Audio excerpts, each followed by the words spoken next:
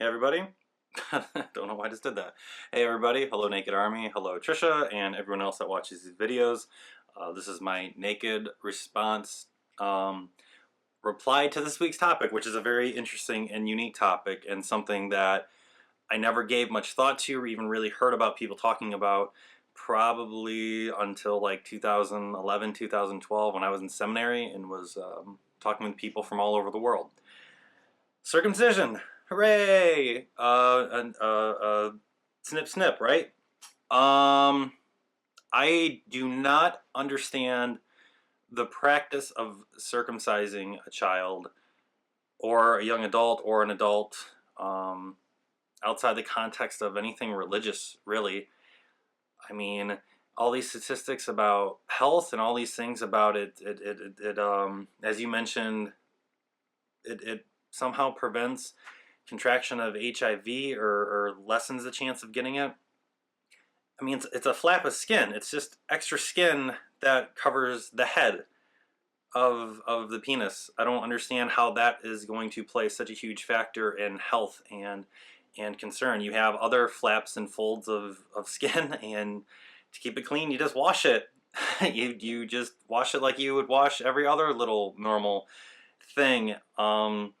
I would highly recommend that you watch it. That you watch Adam Ruins Everything, because he did a whole episode. He did a whole segment on circumcision and where it started from, and ironically, it has ties to John Harvey Kellogg, the founder of the whole Kellogg's thing with the health movement that they were doing, and the idea was that it was to keep young men from masturbating, and the idea of masturbation was so evil and so thought that that's why they did it. But now it's just continued to the idea of, well, I am, so he might as well be, and then, well, I am, he might as well be, and it just kind of goes on and on and on and on.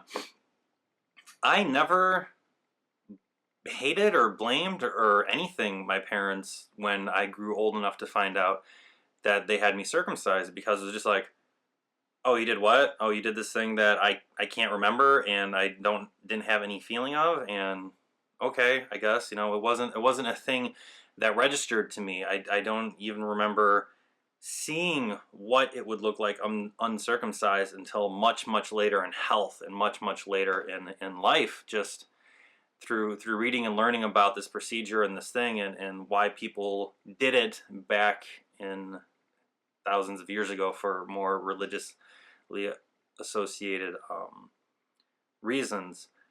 I have, however, heard some horror stories of accidents or things that have happened to babies of when a doctor would attempt to do it, that they would take off too much, they wouldn't take off enough, so you can actually have a half circumcised penis as opposed to the full circumcised. There's this one story I remember my mom told me about this kid that had their genitalia mutilated so bad that they actually just performed a gender change on the kid. There was this whole book about it.